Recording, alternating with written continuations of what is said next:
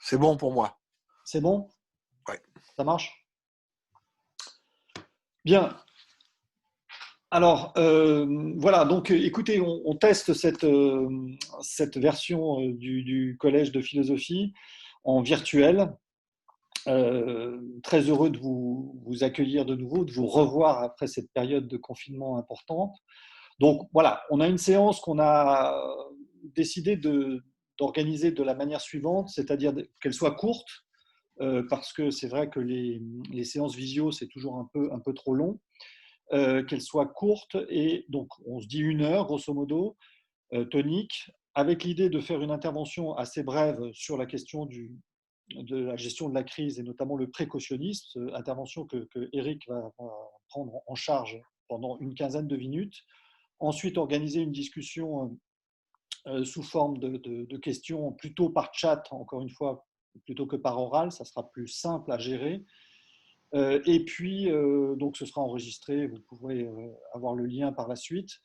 Attendez, les gens arrivent, continuent d'arriver, donc je vais me taire bientôt. Et l'idée est de faire quelques séances. Donc on teste cet horaire de 9 heures le samedi, peut-être on en fera d'autres le vendredi. Une prochaine séance sera organisée probablement avec Nicolas Boquet de l'Institut Montaigne, qui va faire paraître la semaine prochaine une note extrêmement intéressante sur la gestion de crise, la gestion politique des crises en France, mais aussi en comparaison avec d'autres pays, Taïwan, l'Allemagne, l'Estonie et l'Angleterre. Et c'est vraiment une note extrêmement intéressante, détaillée, et on lui demandera de la présenter rapidement sous cette forme-là. Donc j'en dis pas plus, je donne tout de suite la parole pour qu'on reste vraiment dans le timing à Éric Deschavannes qui a bien voulu essuyer les plâtres de cette nouvelle version. Je dis juste un petit mot concernant Eric, c'est qu'il va ouvrir très prochainement, si ce n'est déjà fait, un site qui s'appelle le Débat Utile, un site, je crois, très très intéressant, puisqu'il va associer à la fois des articles et aussi des discussions, mais des discussions qui sont voilà, pas celles qu'on trouve habituellement sur les réseaux sociaux, c'est-à-dire vraiment avec des échanges d'arguments sur des sujets de société. Donc on vous donnera le site et l'adresse exacte de ce site qui s'appelle le Débat Utile, peut-être en cours de séance. Mais encore une fois, voilà, on recommande chaleureusement ce site que vous trouverez d'ailleurs sur le site du Collège de philosophie comme un site témoin. Voilà. Eric, tu as la parole. Voilà. Alors, s'agissant du site, il devrait ouvrir aujourd'hui si je règle tous les problèmes techniques. Et donc, le lien, on mettra le lien, c'est https://ledébatutile.com. Et vous trouverez donc justement deux textes, notamment concernant la question du précautionnisme, un article contre le principe de précaution, et puis une présentation de la controverse autour de Didier Raoult, dans lequel j'essaie de montrer, mais je vais en dire quelques mots, que l'enjeu véritable du débat, c'était justement la question du précautionnisme. Alors, l'idée de départ, c'était de faire un petit peu le point sur les débats qui sont nés à l'occasion de la crise sanitaire, et puis d'avoir une réflexion justement un peu critique sur ces débats. Évidemment, il a été question beaucoup de protection de la santé et de précautions à prendre, d'où évidemment ces termes de précautionnisme et de sanitarisme qui comportent une connotation critique. Et donc, je vais simplement me définir la définition comportant justement la critique contenue par ces termes, et puis conduisant justement à une réflexion qui peut être aussi une réflexion critique sur la critique. Critique de quoi? L'objet de la critique sont soit les décisions politiques qui ont été prises, soit le comportement de la société ou d'une partie de la société.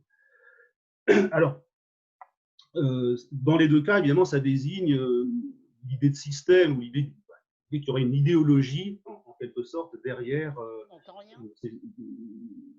la valorisation de l'idéal de la protection de la santé ou l'idéal de la précaution. Alors, qu'est-ce que le sanitarisme? À partir de là, premier débat, puisque celui-ci a été posé explicitement, notamment par André Comte-Sponville dans le cadre français, qui est celui qui a porté, disons, publiquement la critique du sanitarisme. Mais le débat avait été ouvert déjà, par exemple, en Italie, par Giorgio Agamben qui est on va dire, celui qui a été le plus radical dans la critique du sanitarisme. Dernièrement, PHL a produit une critique du même ordre. Donc, beaucoup d'auteurs d'horizons différents ont mis en cause le sanitarisme. Alors, qu'est-ce que c'est? On pourrait la définir simplement comme la disposition à faire de la santé la valeur suprême, un idéal en quelque sorte auquel il faudrait subordonner toutes les activités humaines et toutes les valeurs humaines. Dans les termes de Comte-Sponville, ça pourrait se définir aussi comme la disposition à faire d'un bien une valeur, puisqu'il nous dit qu'il faut distinguer la santé qui est un bien, donc on a intérêt évidemment à rester en bonne santé, de ce qui est une valeur, c'est-à-dire ce qui peut donner de la valeur ou du sens à la vie, puisque le fait de vivre n'est pas en soi intéressant, n'est pas en soi une valeur ou un sens. Donc, ce que nous disait Comte-Sponville, par exemple, c'est que le sanitarisme conduit au panmédicalisme, c'est-à-dire, ce que disent aussi Agamben en référence à Foucault, au biopouvoir, etc., c'est-à-dire à donner le pouvoir au médecin et à faire du médecin, en quelque sorte, l'autorité suprême, puisque la valeur suprême devient la santé.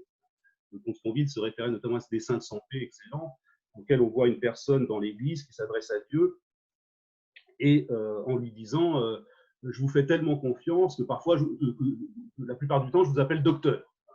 Donc, évidemment, on voit l'idée qu'il y a derrière, c'est que dans un monde sans Dieu, il n'y a pas d'autre valeur que la vie elle-même, et donc il n'y a pas d'autre que l'autorité suprême, l'équivalent de Dieu, en quelque sorte, c'est le médecin. C'est celui qui est le dépositaire du bien suprême sur la terre.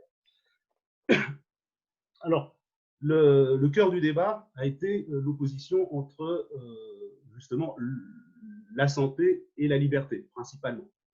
Les trois termes qu'on trouve d'Agamben jusqu'à BHL, etc., les trois termes qui vont être mobilisés pour critiquer le sanitarisme, c'est dictature, aliénation, barbarie.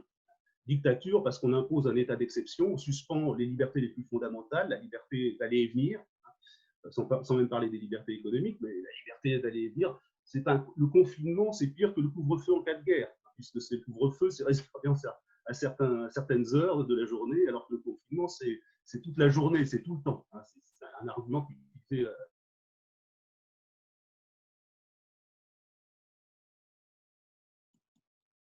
en disant, les peuples, oui, les sociétés sont coupables, elles ont consenti à cette restriction, à cette suspension des libertés, donc on a un phénomène de servitude volontaire, et barbarie, parce que on va laisser mourir des gens dans la société. Ce sont des faits d'ailleurs pour le coup avérés. Personnellement, ce sont les seuls faits qui m'ont vraiment choqué. C'est pas la suspension des libertés, mais le fait qu'on puisse laisser mourir des gens dans la solitude, qu'on empêche les funérailles d'avoir lieu, etc. Et donc, au nom de la santé, on piétine ce qu'il y a de plus précieux dans la vie humaine, c'est-à-dire le lien d'amour, le lien d'amitié, l'accompagnement des gens qu'on a aimés jusqu'au bout, etc. Donc, vous voyez, ces trois termes résument la critique du sanitarisme. Évidemment. Éric, excuse-moi, parce qu'il y a une toute petite coupure de réseau. Est-ce que tu peux revenir sur l'aliénation, sur le deuxième terme, l'aliénation, donc dictature, aliénation et barbarie? Aliénation, parce que donc l'idée de dictature, c'est l'idée que le pouvoir nous impose d'autorité la restriction des libertés, la suspension des libertés. Aliénation, c'est plus grave, si je puis dire, puisque ça signifie que celui à qui on ôte la liberté, donc le peuple en l'occurrence, la société, eh bien, consent à cette restriction, à cette abolition de la liberté. Donc, c'est le phénomène de la servitude volontaire, d'où la référence effectivement à la Boétie. C'est assez classique quand on critique justement les régimes autoritaires en tant qu'ils apparaissent comme légitimes, ou ils ont en quelque sorte l'assentiment de la société. Et barbarie, c'est par rapport évidemment au lien qui aurait été brisé, rompu, méprisé en quelque sorte lorsqu'on est conduit à enfermer les gens, à laisser mourir des gens dans la solitude, etc. Alors les objections, évidemment, les objections qu'on peut faire, c'est l'objection du caractère provisoire de la suspension des libertés. Donc c'est une objection évidemment que personnellement j'assume, parce que comme Pierre-Henri, je considère que cette suspension provisoire des libertés pour une raison légitime aux yeux de tous n'est pas un état d'exception, mais en même temps on peut y répondre en disant certes, cet état d'exception était exceptionnel, mais probablement, puisqu'on consent au sanitarisme, eh bien, on va consentir dans la durée à une forme d'hygiénisme qui va nous conduire à restreindre toujours davantage nos libertés au nom de la santé. Donc, l'argument reste, conserve son poids tout de même. La deuxième objection plus forte, à mon sens, c'est effectivement qu'on peut très bien voir dans cet épisode du confinement, non pas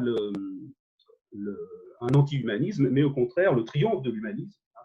Non pas parce qu'on aurait bloqué l'économie pour la santé, parce qu'il n'y a pas de raison, en effet, de privilégier la santé sur l'économie, la santé dépend aussi de l'économie, mais parce qu'à l'occasion ce qui a justifié le confinement, en fait, compte tenu du fait justement que cette épidémie était en réalité peu létale, comme on a dit, cette maladie était peu létale, en réalité, et qu'elle touchait principalement les vieux, les personnes âgées, eh bien, on peut l'interpréter comme étant justement un point qu'on peut mettre à l'honneur de notre société, c'est-à-dire, pour la première fois, on peut dire que pour la première fois dans l'histoire de l'humanité, en quelque sorte, on a consenti à sacrifier les intérêts du plus grand nombre pour sauvegarder, en quelque sorte, les intérêts, en l'occurrence la santé, du petit nombre, un petit nombre des plus anciens, des plus âgés, qui, de surcroît, en effet, sont les plus inutiles dans la société. Et donc, il y a une dimension de gratuité, de désintéressement, d'humanisme qui pourrait caractériser ce phénomène inédit qui consiste à bloquer toute une économie pour sauvegarder en fait la fraction de la population qui est la moins utile à l'économie. Donc, je passe au précautionnisme, parce que je voudrais avoir le temps quand même de développer, donc il me reste 10 minutes, c'est ça? Tu m'autorises? Donc, qu'est-ce que le précautionnisme? Alors, le terme, lui, n'a pas été introduit directement dans le débat public pendant cette crise sanitaire, mais il a été, le problème a été posé par la controverse autour de Raoult. Je vais vous dire pourquoi. Alors, la différence entre les deux, entre précautionnisme et sanitarisme, c'est que le sanitarisme concerne la question du conflit des valeurs, alors que le précautionnisme est relatif à la gestion politique de l'incertitude, qui est évidemment propre à une situation de crise, mais dont on pourrait dire aussi qu'elle caractérise le contexte ordinaire, finalement, le lot quotidien de la politique, de la décision politique, agir, décider en situation d'incertitude. Le précautionnisme est à mettre en balance avec la prudence. On pourrait le définir simplement en disant que c'est la disposition à faire de la précaution un principe. C'est une critique du principe. Le précautionnisme, c'est le principe de précaution. Ce qui ne signifie pas, évidemment, qu'on considère que la précaution ne doit pas exister. La précaution est très importante, évidemment. On peut la justifier au nom de l'amour, la maman qui dit à ses enfants « fais attention », ou évidemment, dans le cadre politique, au nom de l'État-providence, de la protection. La protection des populations, c'est la mission fondamentale de l'État. Donc, bien entendu, la précaution est justifiée, ce n'est pas le problème. La question, c'est de savoir à quel moment on bascule de la prudence au précautionnisme, ce qui serait un excès de prudence, en quelque sorte, une caricature de la prudence. Et moi, je dis davantage qu'un excès de prudence, c'est le contraire de la prudence. Alors, comme illustration, pourquoi je dis que le débat a été posé, je voulais évoquer la querelle de la chloroquine, justement, la controverse autour de Raoult. Pourquoi? Parce que dans cette querelle, il y avait un débat apparent, mais qui en fait n'avait aucun intérêt du point de vue du citoyen ordinaire, c'est-à-dire la question scientifique de l'efficacité de ce remède. Est-ce que c'est le bon remède ou pas? Bon, c'était l'argument des scientifiques, ce dont il est question dans les études cliniques, etc., dans les études scientifiques. Mais le vrai débat, enfin celui qui, à mon avis, explique pourquoi il y a une passion autour de cette question, il a été posé par le mouvement des médecins libéraux, laissons les médecins prescrire. C'est-à-dire ce mouvement protestait, en quelque sorte, contre les restrictions de la liberté de prescrire par les autorités sanitaires au nom du principe de précaution, pour le dire simplement. Donc il y a deux interprétations possibles de ce mouvement, évidemment de soutien à Didier Raoult, ou bien on l'interprète comme une forme de populisme médical ou sanitaire, hein, qui joue avec la vie des patients en laissant miroiter l'espoir d'un traitement miracle qui ne présente aucune garantie scientifique, ou bien on l'interprète comme étant un mouvement de révolte légitime contre le précautionnisme des autorités sanitaires. C'est les deux interprétations possibles. C'est pour ça qu'il y a débat, il y a matière à débat. Et en réalité, derrière une querelle, il y a toujours une indignation. Chercher l'indignation pour comprendre le sens de la querelle. En fait, toute la question est de savoir qu'est-ce qui vous indigne. Et en fait, la différence entre les pros et les anti-Raoult porte là-dessus. Qu'est-ce qui nous indigne le plus? Est-ce que ce qui nous indigne le plus, c'est le fait qu'un médecin s'autorise à prescrire un traitement sans la validation de la communauté scientifique? Ou bien est-ce que ce qui nous indigne le plus, c'est que des autorités sanitaires restreignent la liberté des médecins et des patients au nom du principe de précaution?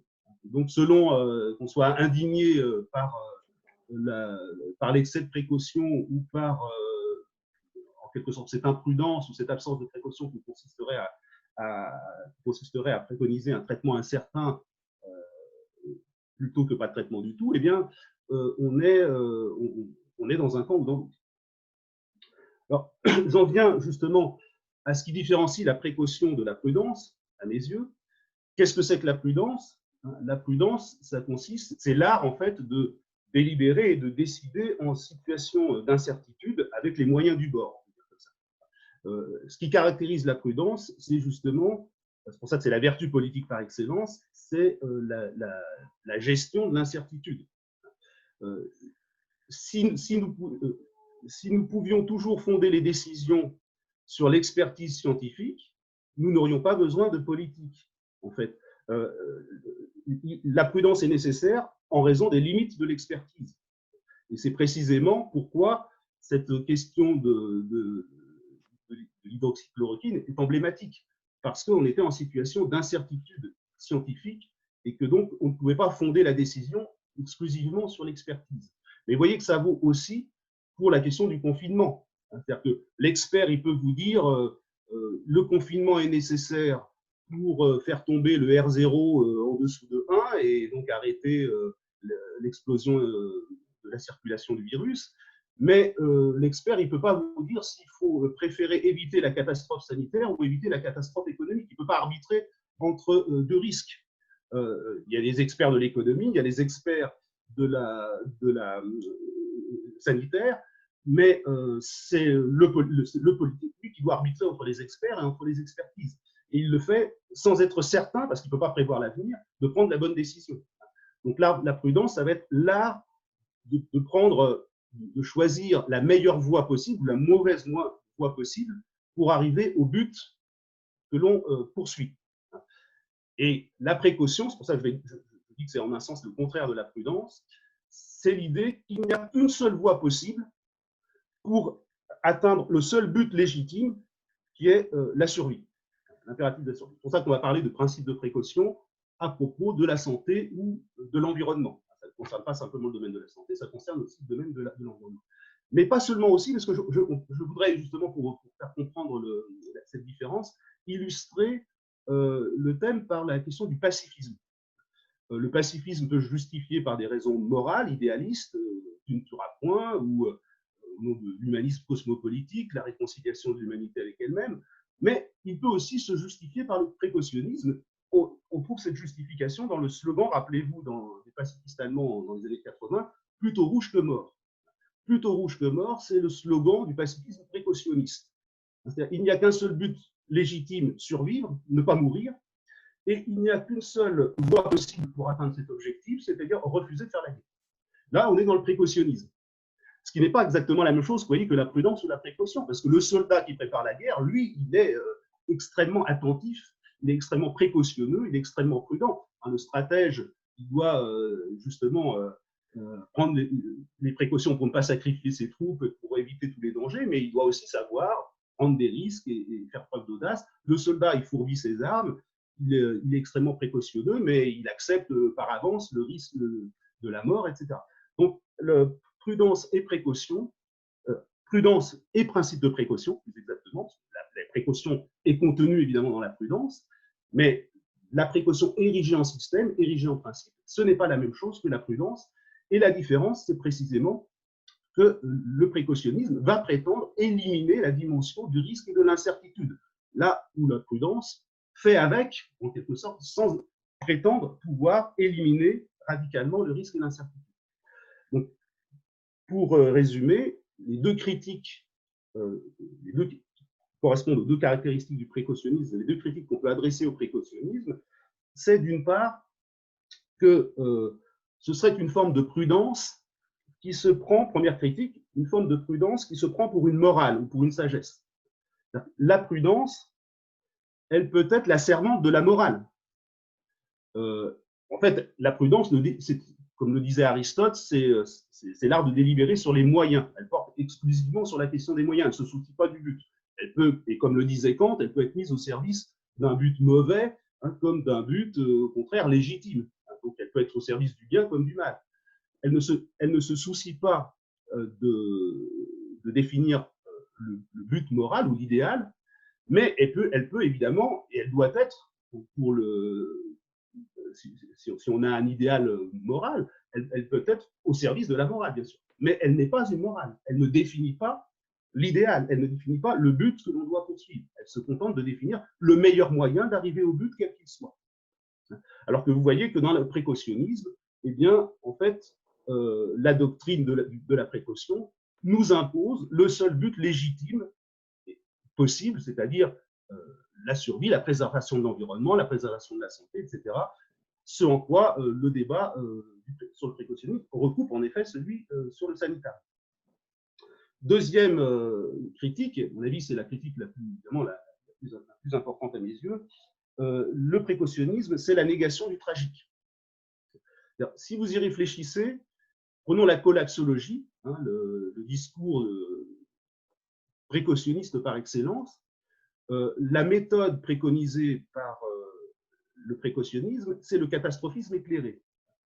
In dubio pro malo, dans le doute, dans l'incertitude, envisage toujours le pire des scénarios. Et la promesse du précautionnisme, c'est de dire, si tu envisages toujours le pire des scénarios, eh bien, tu vas pouvoir éviter le pire. Tu vas prendre les mesures justement nécessaires pour éviter le pire. Tu vas donc réduire en quelque sorte l'incertitude liée à l'imprévisibilité de l'avenir. Et donc, paradoxalement, le catastrophisme éclairé est une promesse d'élimination radicale du risque et de la catastrophe.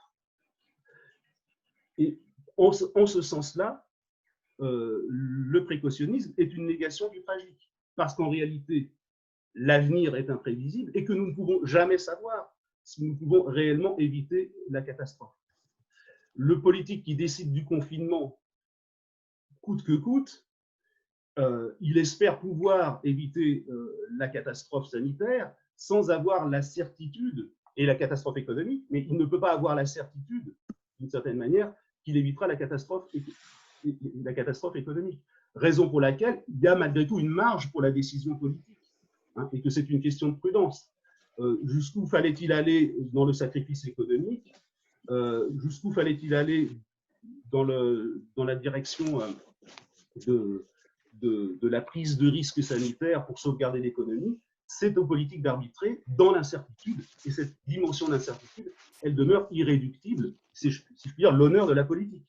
Et c'est ce qui fait de la prudence la vertu politique par excellence.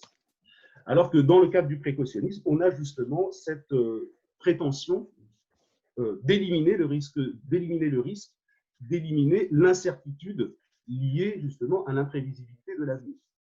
Et la critique que l'on peut faire ultimement, c'est de dire que l'illusion ultime justement du précautionnisme, c'est de prétendre éliminer le risque et de ne pas voir que la précaution maximale peut être aussi un risque. Qu'il y a aussi un risque à vouloir éliminer radicalement, éradiquer radicalement le risque. Voilà. Merci Eric. Alors, il y a une petite, on peut applaudir ici comme ça. Réaction. Alors, Je voudrais, pendant que le public pose des questions éventuellement par écrit, t'en poser trois rapides. Euh, Première question sur le principe de précaution. Est-ce que tu considères que sa formulation juridique, qui est très subtile en fait, quand on regarde le détail, au-delà du précautionnisme, la formulation juridique du principe de précaution, qui consiste à dire que on peut, en état d'incertitude, euh, avoir une politique d'abstention s'il il y a des dégâts irréversibles, c'est-à-dire s'il y a des risques susceptibles de causer des dégâts irréversibles, c'est-à-dire qu'on ne pourrait pas réparer. C'est ça le cœur du principe de précaution, c'est l'irréversibilité absolue d'un certain nombre de risques. Est-ce que tu considères que ce principe subtil a une quelconque légitimité sur le plan juridique, enfin sur le plan de sa formulation, ou pas? Ça, c'est la première question. Deuxième question, sur l'affaire Raoult. Tu as bien décrit les choses et je trouve que c'est très, très intéressant, notamment ce débat entre deux logiques qui méritent d'être creusées parce que c'est quelque chose qui apparaît d'une médecine qui est prise entre le soin et la recherche. Et il y a une sorte de querelle, de conflit entre l'impératif du soin, c'est-à-dire l'impératif de soigner, et l'impératif de la vérité. Et Raoult joue cette carte. Donc c'est vrai que c'est quelque chose qui apparaît.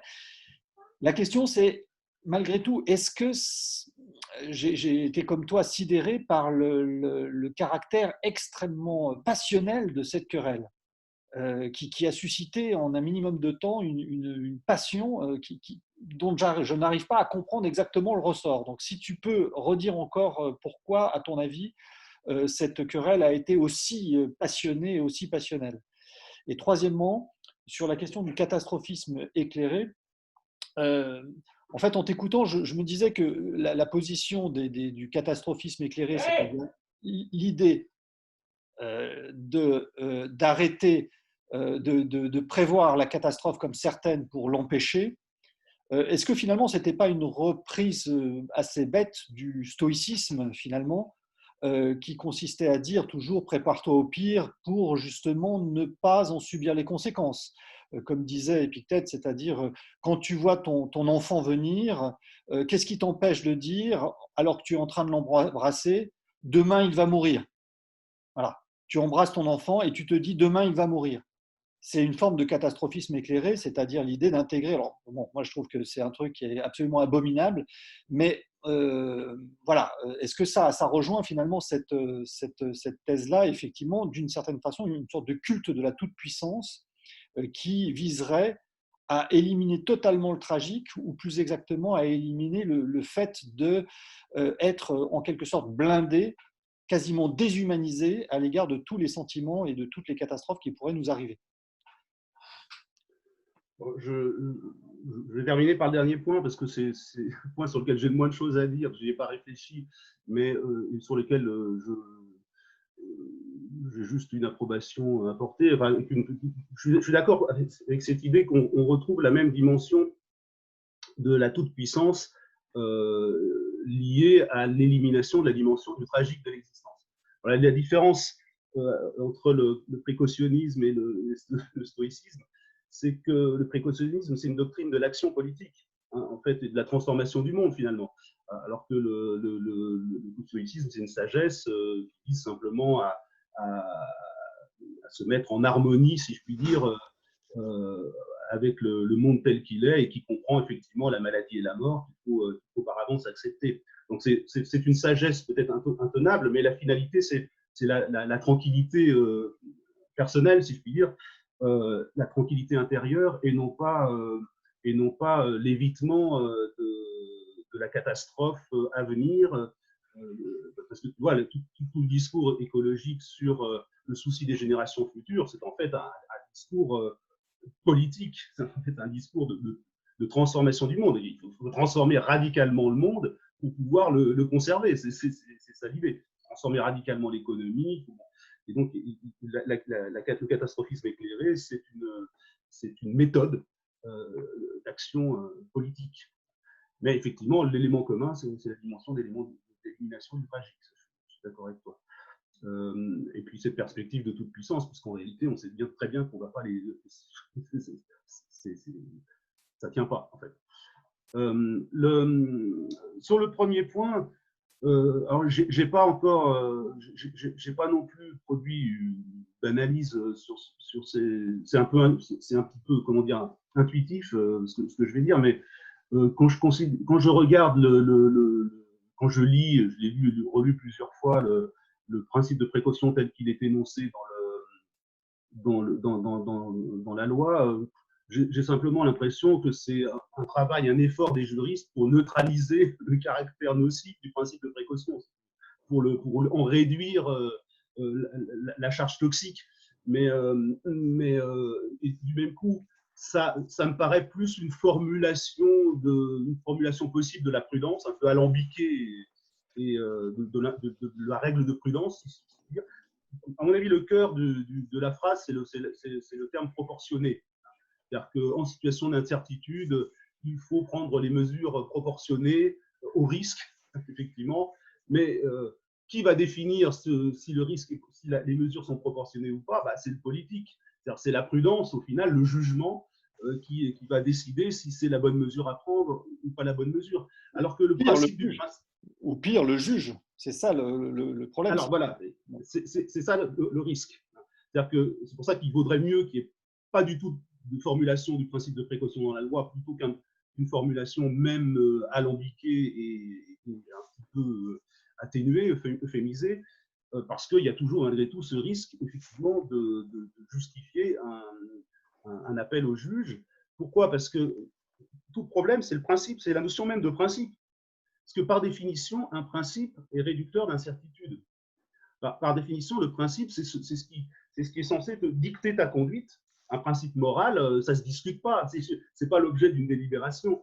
Hein, donc, c'est pas, le principe moral, il dicte sans discussion ce qu'on doit faire. Hein, et donc, ou bien on est dans les clous, ou bien on est en dehors des clous, mais il n'y a pas de nuance. Hein, donc, si la précaution est un principe, le politique n'a pas de liberté d'action. Hein, il doit appliquer le principe. Donc, or, évidemment, tel qu'il est formulé, ce principe ne dicte aucune action concrète. Et, à mon avis, il est complètement pas opérationnel, mais en effet, comme c'est un principe, un justiciable peut toujours s'en revendiquer pour dire, voilà, les précautions n'ont pas été prises, donc le politique est coupable. Donc, je dirais que cette formulation juridique du principe de précaution, elle est euphémisée, inutile et dangereuse parce qu'elle maintient quand même la notion de principe qui, à mon avis, est mauvaise en l'occurrence. Ce qui fait problème dans le principe de précaution. Ce n'est pas la précaution, le problème, c'est le principe. C'est ça qui érige la précaution en système et en morale. Et en droit, donc, par conséquent. Par votre conséquent. La deuxième question, c'était sur la passion de la… Oui, c'est justement l'objet de mon article sur Raoult, tu vois, qui est très long, parce que justement, donc, il y a plusieurs dimensions. Alors, évidemment, la dimension un peu politicienne, on a bien vu que c'est un peu rejoué le conflit des Gilets jaunes, avec un peu les deux mêmes camps qui se sont reconstitués. Mais il y a aussi une passion rationaliste, notamment sur la question de la méthodologie, puisqu'il a été beaucoup reproché en fait, à Didier Raoult de mettre en cause la médecine scientifique et les études cliniques randomisées. Donc c'est un peu technique, c'est une dimension essentielle. Ça explique la passion, si je puis dire, des rationalistes, hein, des zététiciens, des scientifiques qui ont critiqué Raoult, parce qu'ils mettent en question, ils ont le sentiment qu'il met en question le fondement même, si je puis dire, de la médecine scientifique. Il y a, mais à mon avis, ce n'est pas le cœur du sujet, parce que le cœur du sujet, c'est pourquoi est-ce que tout le monde pouvait se sentir concerné par cette question. Hein, et en fait, dans la situation qu'on a vécue, chacun, en fait, se vivait comme un malade potentiel, un malade en puissance. Et donc, chacun pouvait se poser cette question. D'ailleurs, c'est la question que Raoult a posée à Routel-Krief dans un de ses entretiens. Qu'auriez-vous fait dans cette situation? Qu'auriez-vous fait pour votre enfant s'il était malade, ou pour votre père, pour les parents, s'ils étaient malades? Qu'auriez-vous fait? Est-ce que vous auriez préféré vous en remettre à un médecin qui vous dit j'ai mieux que le Doliprane pour vous soigner et pour prévenir l'aggravation du mal? Ou est-ce que vous auriez accepter le discours de ceux qui vous disent, puisqu'on n'a pas de traitement, il faut faire des études, et je vous propose de participer à un protocole en vous donnant un placebo, etc. Hein, la question, elle ne relève plus de la science, ni de l'épistémologie, elle relève de l'éthique médicale, mais c'est un dilemme. Je pense que, alors là aussi, il y a des gens qui, il y a aussi une passion rationaliste de gens qui vont dire bah, c'est contraire à l'éthique médicale, on peut définir une argumentation qui justifie le fait que justement on ne peut pas jouer avec la vie des patients et que en situation d'incertitude, il faut privilégier l'expérimentation, il faut privilégier les études sur le soin. Mais le discours de Raoult qui dit qu'en situation d'incertitude, il faut privilégier le soin sur les études ou sur l'expérimentation, c'est un discours qui s'entend aussi. D'autant que Raoult avait un argument très fort qui était de dire, comme c'est une épidémie de maladies infectieuses respiratoires, ça va se passer comme dans toutes les épidémies de maladies infectieuses respiratoires, ça va s'arrêter avec l'été. Donc ça va être très rapide. En revanche, les études cliniques randomisées, elles demandent beaucoup de temps parce que c'est très compliqué. En fait, il faut constituer des groupes qui soient à peu près identiques, très variés, qui aient plusieurs types humains, etc. Sinon, les conclusions ne sont pas concluantes.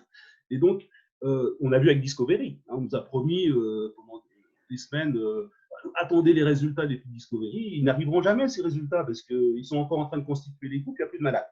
Donc, il n'y aura pas de résultats d'études. Donc, ce que disait Raoult, c'est qu'il n'y aura pas de résultats d'études cliniques avant la fin de l'épidémie. Donc, soit on ne fait rien, soit on utilise ce qu'on pense être le meilleur traitement possible, ou un des traitements disponibles, hypothétiques certes, mais il disait, je suis sûr, mais les autres médecins disaient, c'est mieux que rien, on a que ça. Hein. Et donc, on peut comprendre, chacun pouvant s'identifier à la situation du malade, que cette polémique entre médecins, cette querelle entre médecins, ces deux interprétations de l'éthique médicale, eh bien, elles aient finalement concerné tout le monde et suscité chez chacun une forme d'indignation, soit à l'égard de ces médecins qui demandent le droit de pouvoir soigner sans précaution les gens, soit à l'égard des autorités sanitaires qui interdisent le seul traitement disponible au nom de la précaution maximale. Merci.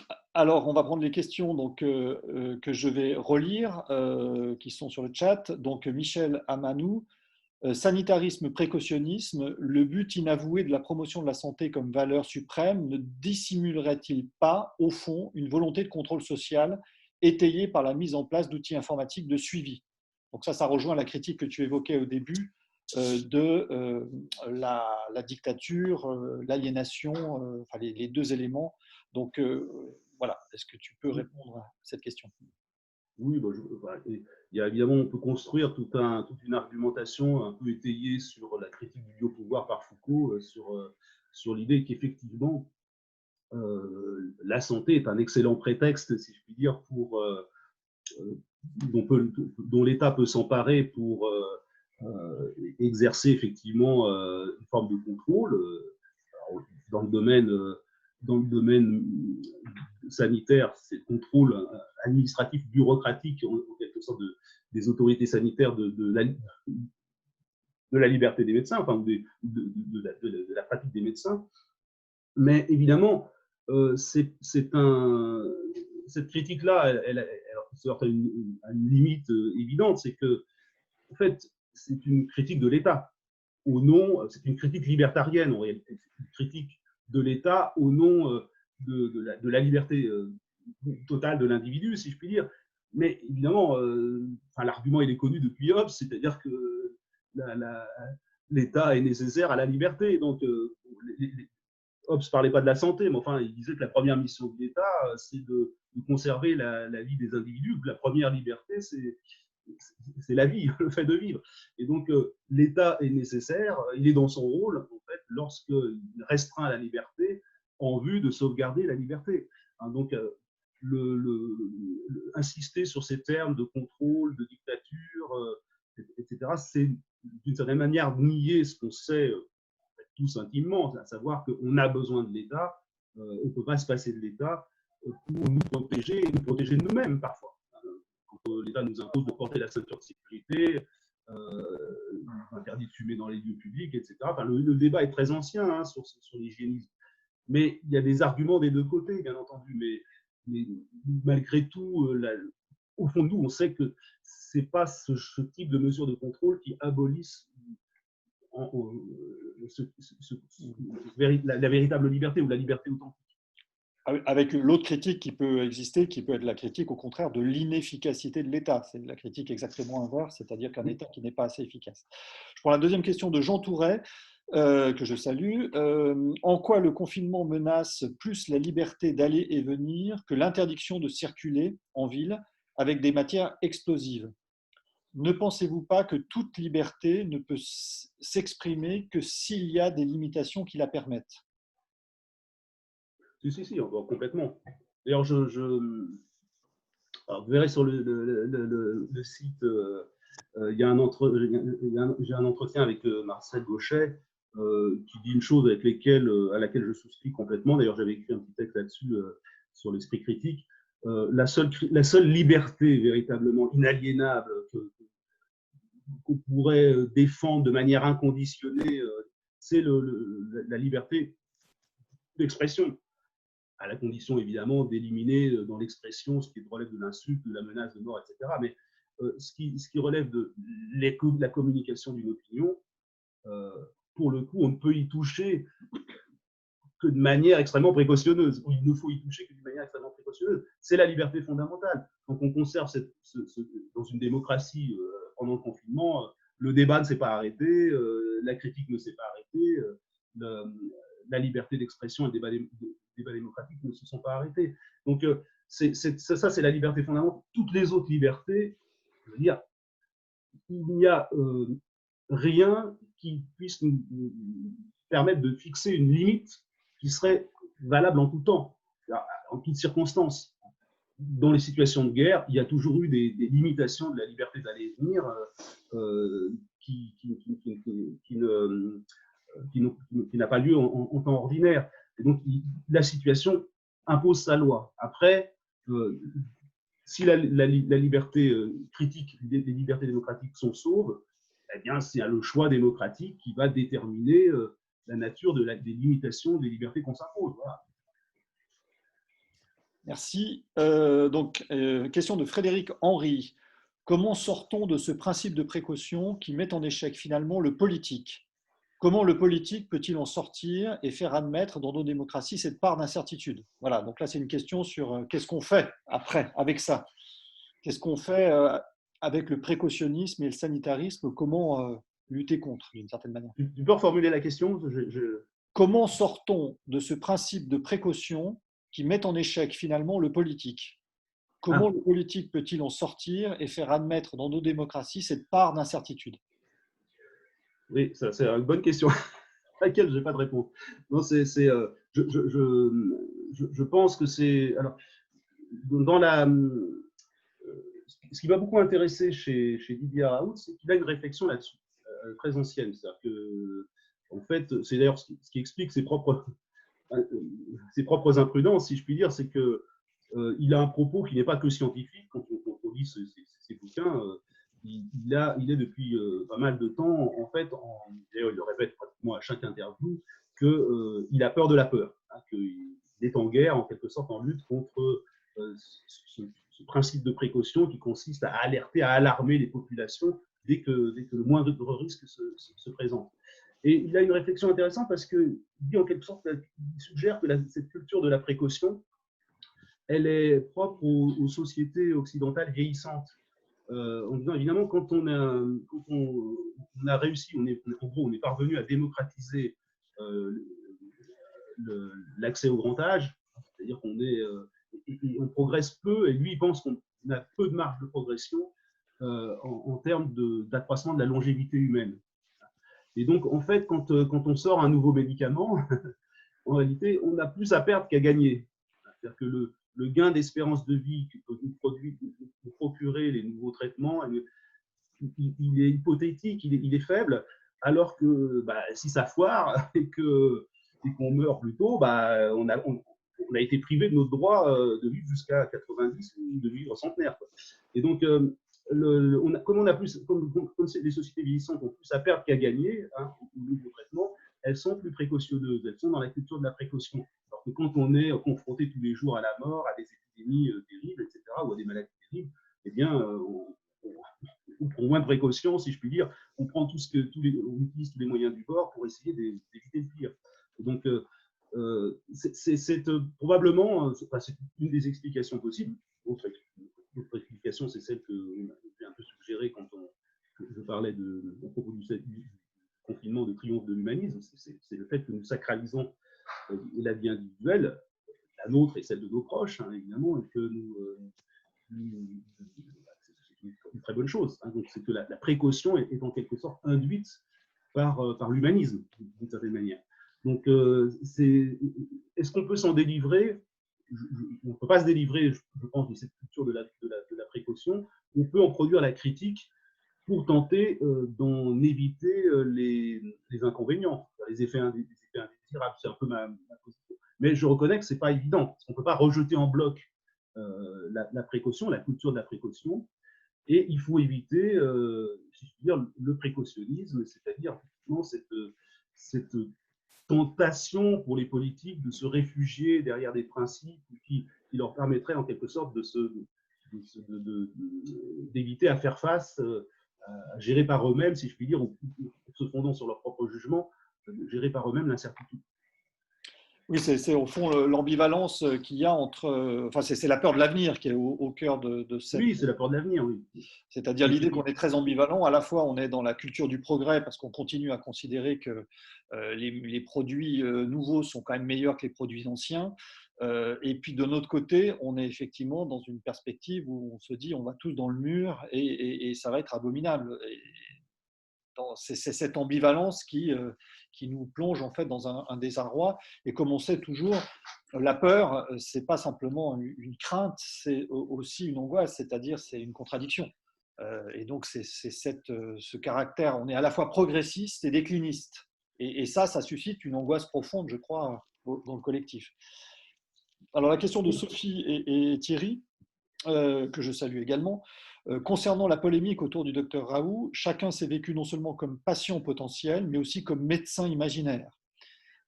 Donc il y a le malade imaginaire et le médecin imaginaire, remettant en cause jusqu'au mode de fonctionnement réel des médecins qui respectent des recommandations de l'autorité de la santé ou de l'OMS, des extensions d'AMN. C'est quoi AMN? Autorisation de mission. D'accord, merci. Ne pensez-vous pas que ça a pu nuire gravement à la relation médecin-patient? Et donc, je joins à cette question aussi ce que j'évoquais, c'est-à-dire le conflit d'une médecine qui est prise entre le soin et la vérité. C'est voilà, le soin et la recherche. Et Raoult jouait la carte du soin contre la carte de la recherche. Oui, parce que alors c'est vrai que l'argument le plus fort des critiques de Raoult, c'est un argument que je ne connaissais pas avant de m'intéresser au sujet, qui est une question de philosophie d'éthique médicale, si je puis dire, de philosophie appliquée, donc d'éthique médicale.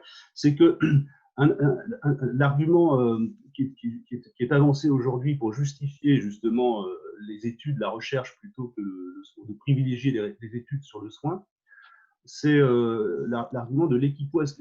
C'est un terme introduit par un éthicien canadien, l'équipoise clinique, équipoise signifiant l'équilibre des poids, donc l'incertitude scientifique liée au fait que tout le monde n'est pas d'accord, qu'il y a du pour et du contre, enfin, qu'on hésite sur ce qui est le meilleur traitement possible. Lorsque un traitement donné, on n'est pas certain qu'il est supérieur à la traitement ou à un autre traitement. Et donc, dans ce cas-là, la communauté scientifique hésite, et puisqu'elle hésite, eh bien, la communauté médicale hésite aussi, et les autorités sanitaires hésitent aussi. Et donc, l'argument fort, c'est de dire, en fait, ce qui constitue la voie la plus courte et le meilleur chemin, donc la voie la plus prudente en quelque sorte, pour sauver le maximum de vies, ce n'est pas de privilégier le soin sur les études, mais au contraire de privilégier les études sur le soin, parce que ce n'est que lorsque on aura la preuve de l'innocuité d'un médicament ou de son efficacité qu'on va pouvoir convaincre toute la communauté scientifique, mais aussi toute la communauté politique, enfin, les médecins, les patients, etc. Et qu'on aura, en effet, on pourra instaurer ce lien de confiance qui fait que, eh bien, on n'aura pas à se soucier de savoir si notre médecin ne va pas nous empoisonner, etc. Le médecin pourra, lui, il aura confiance, il pourra administrer son traitement en toute quiétude, et les autorités sanitaires, évidemment, elles ont plus besoin de ce consensus de la communauté scientifique, puisque le politique, lui, n'est pas un expert. Eh bien, les autorités sanitaires ne peuvent prendre de décision que si elles disposent, en quelque sorte, de la validation par la communauté scientifique. Et donc, l'argument consiste à dire, puisque cette validation du traitement par la communauté scientifique est nécessaire pour sauver le maximum de vies, pour que les bonnes décisions soient prises par les autorités sanitaires, les médecins et les patients, hein, pour pouvoir généraliser le bon traitement ou proscrire le mauvais traitement, généraliser la proscription du mauvais traitement, puisque c'est nécessaire, eh bien, il faut absolument valoriser ces études cliniques qui sont seules à même de nous apporter la preuve qui va convaincre tout le monde et qui va permettre, au final, de sauver le maximum de vies. Donc ça, c'est vraiment l'argumentation forte en faveur de l'idée qu'il faut privilégier les études sur le soin, en tout cas qu'on ne peut pas sacrifier les études ou l'expérimentation au nom du soin, hein, comme le suggérait Raoult. Est-ce que tu peux répéter le terme canadien, demande Sophie? Équipoise, donc c'est équi comme équilibre, et poids comme poise, je ne sais pas pourquoi poise, mais enfin, équipoise, c'est E-U-I-P-O-I-S-E, c'est un terme barbare, un barbarisme, mais qui vise à condenser cette idée d'un équilibre des poids, un équilibre source d'incertitude. Quand on a pour le cas de la chloroquine, c'est simple, hein, on a un traitement hypothétique, mais qu'on ne sait pas si ce traitement est préférable à l'absence de traitement. Ça peut être pire, ça peut être mieux que l'absence. On ne sait pas. Hein. Il n'y a pas de consensus là-dessus. Il y a des médecins. L'intérêt, c'est que ça désigne la situation d'incertitude au niveau de l'ensemble de la communauté scientifique, dont on déduit l'obligation morale de construire le consensus scientifique. C'est l'obligation morale première. L'obligation morale première, ce n'est pas le soin, c'est la construction du consensus scientifique pour mettre un terme à cette incertitude au niveau de la communauté scientifique, qui est tout à fait compatible avec le fait que tel ou tel médecin, tel ou tel chercheur soit lui convaincu d'avoir le bon traitement. Mais ce n'est pas parce que telle ou telle équipe ou tel chercheur sont convaincus que la communauté tout entière est convaincue. Il faut les preuves. Et donc, il faut les études cliniques qui produisent des preuves. Et les autorités sanitaires, elles sont dépendantes du consensus de la communauté scientifique. Donc, elles exigent les preuves, donc elles exigent les études. Voilà. C'est du coup la réponse à Davido qui dit ce n'est pas la seule raison, sans contrôle et sans la MM et les études, il y a le risque de voir n'importe quel médicament donné aux patients. Donc, tu as répondu à cette question, c'est ça.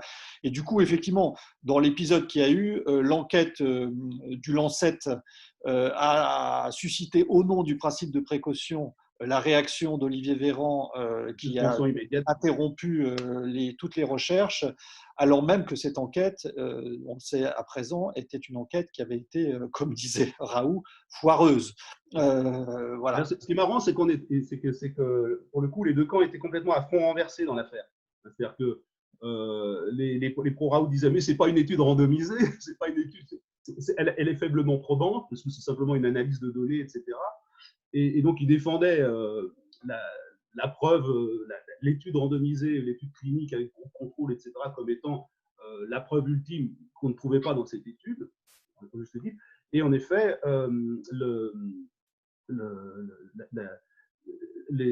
Véran et donc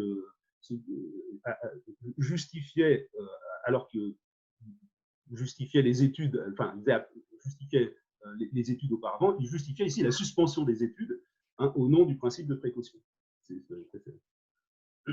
Merci. Écoutez, je propose qu'on s'arrête pour cette séance parce que je pense que c'est 1 heure de concentration, c'est largement suffisant.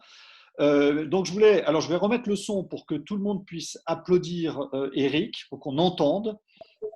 Ça devrait marcher. Activer les muets.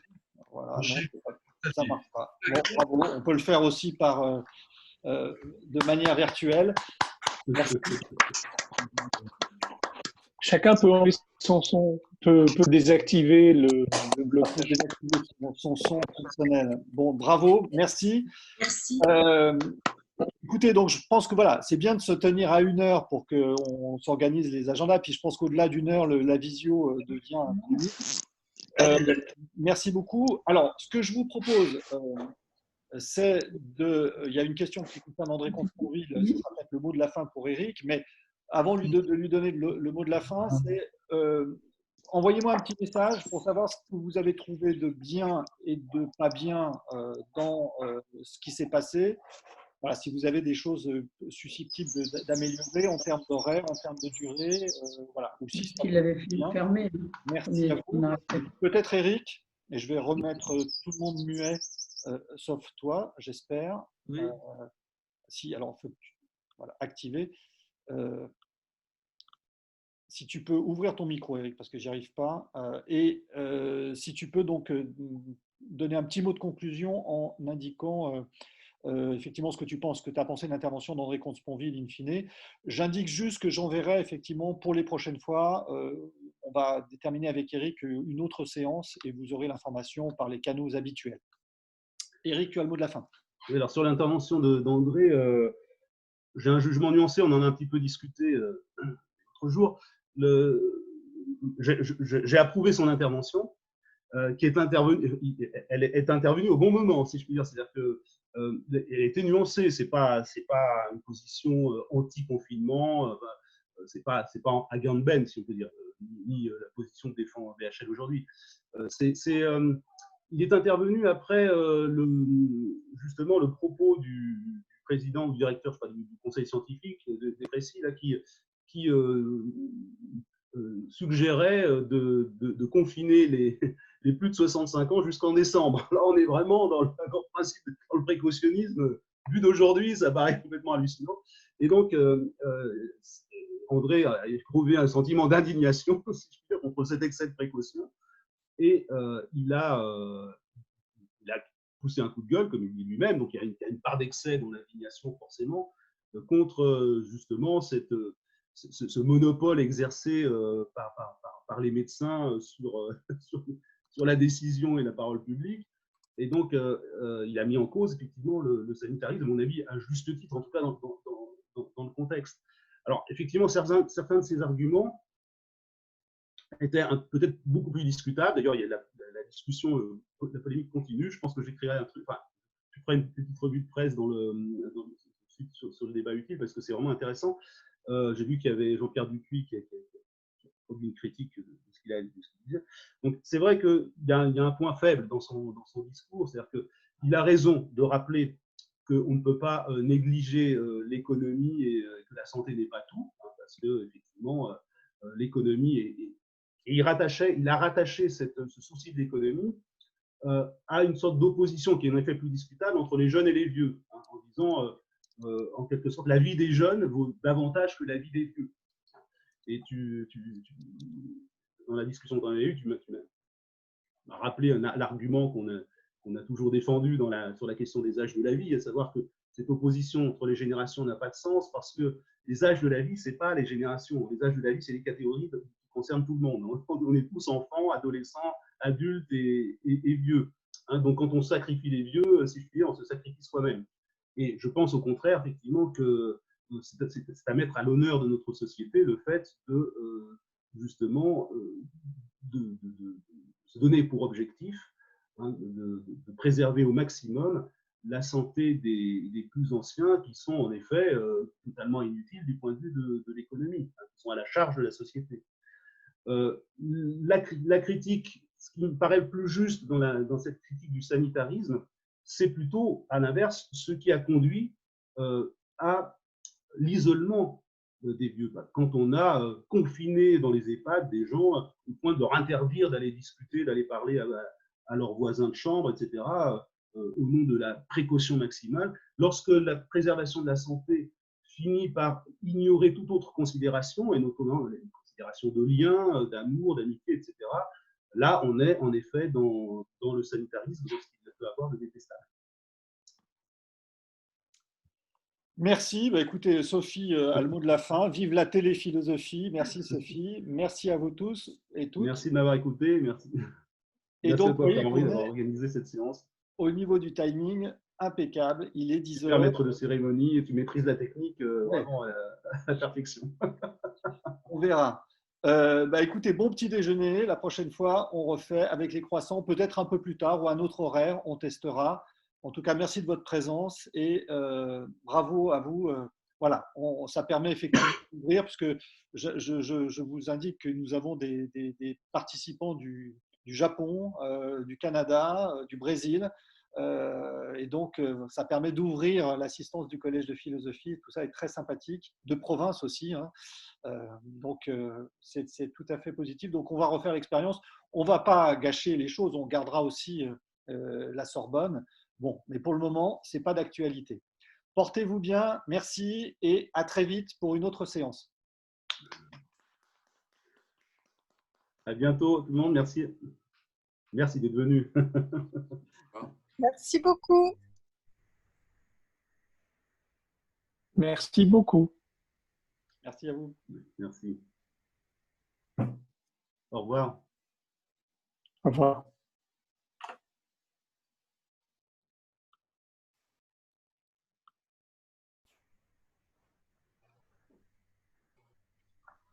J'ai oublié de Belgique, de Tournai aussi.